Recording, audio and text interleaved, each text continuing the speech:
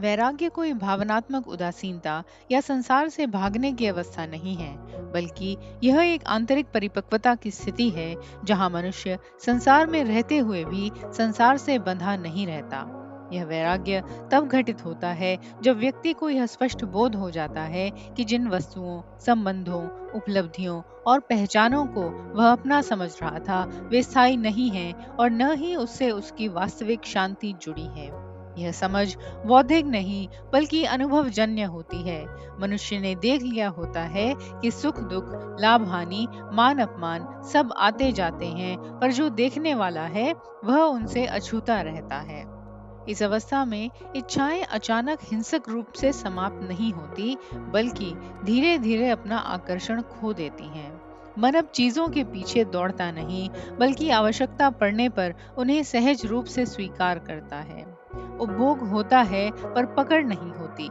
संबंध निभाए जाते हैं पर अपेक्षाएं नहीं रहती। व्यक्ति न तो किसी से कुछ चाहता है, न किसी को कुछ साबित करना चाहता है। यह वैराग्य उदासी नहीं लाता, बल्कि एक गहरा हल्कापन और स्वतंत्रता का अनुभव कराता है। भीतर यह स्पष्ट हो जाता है कि कुछ पाने से पूर्णता नहीं आती, क्योंकि पूर्णता तो पहले से ही भीतर विद्यमान है। वैराग्य की स्थिति में अहंकार अत्यंत क्षीण हो जाता है।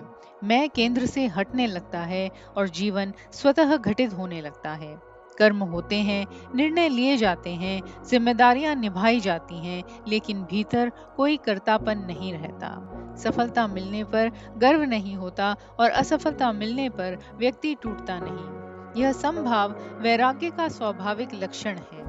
व्यक्ति को अब यह स्पष्ट हो जाता है कि संसार से कुछ छूटने वाला नहीं है, क्योंकि अंततः सब कुछ वैसे ही छूट जाना है। वैराग्य का एक महत्वपूर्ण गुण यह है कि भय लगभग समाप्त सा हो जाता है। मृत्यु का डर, भविष्य की चिंता या संबंधों के खो जाने का भय अब मन को नहीं घेरता। कारण यह है कि पहचान शरीर, संबंध और भूमिकाओं से हटकर साक्षी चेतना में टिक जाती है। व्यक्ति जानता है कि जो कुछ आता है वह जाएगा और जो जाएगा वह उसका नहीं था। यह समझ मन को गहरे विश्राम में ले आती है। वैराग्य में प्रेम समाप्त नहीं होता, बल्कि शुद्ध हो जाता है। अब प्रेम जरूरत या कमी से नहीं, बल्कि पूर्णता से बहता है। व्यक्ति बिना शर्त प्रेम करता है, पर किसी पर निर्भर नहीं होता। सेवा स्वाभाविक बन जाती है, क्योंकि अब कुछ पाने की लालसा नहीं रहती। यह वैराग्य जीवन को नकारता नहीं, बल्कि उसे अत्यंत स्पष्टता और करुणा के साथ जीना सिखाता है। अंततः संपूर्ण वैराग्य वह स्थिति है जहाँ संसार जैसा है वैसा ही स्वीकार कर लिया जाता है। न आकर्षण शेष रहता है, न विरोध। भीतर एक शांत, स्थिर और आनंदमय साक्षी बना रहता है। यही वैराग्य मुक्ति का द्वार है, जहाँ जीवन चलता रहता है, लेकिन बांधने वाला कुछ भी शेष नहीं रहता।